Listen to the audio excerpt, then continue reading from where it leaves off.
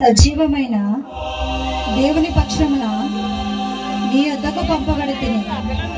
నేను గాబ్రియేలు దూతను. అలాగా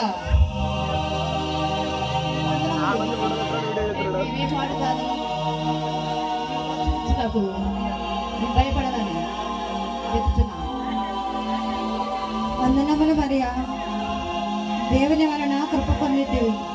ఇదిగో గర్భము ధరించి కుమారుని కని ఆయనకు యేసు అని పేరు పెట్టుదుము. ఆయన గొప్పవాడై సర్వోన్నతుని కుమారుడు అనబడును. తండ్రి అయిన దేవుడు దావీదు సింహాసనమును ఆయనకిచ్చును. ఆయన యాకోబు వంశస్థులను యుగయుగములు ఏలును. ఆయన రాజ్యము అంతము లేనిదై ఉండును. మరియా, అలాగా తండ్రి, నేను పురుషుని ఎరుగును కానని నాకు ఎలాగ సరుకును? మరియా, పరిశుద్ధాత్మ నీ మీదికి వచ్చి సర్వోన్నతుని శక్తి నేను కమ్ముకొను కనుక పుట్టబో శిశువు పరిశుద్ధుడై దేవుని కుమారుడు అనబడును. అలాగా ఎలాగ జరుగును తండ్రి? మరియా, నమ్మసక్యముగా లేదా?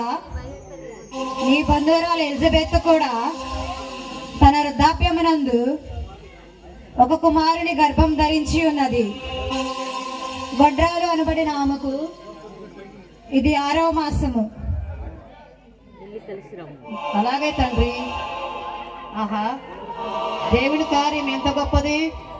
నాకు ఆత్మానందం కలుగుచున్నది.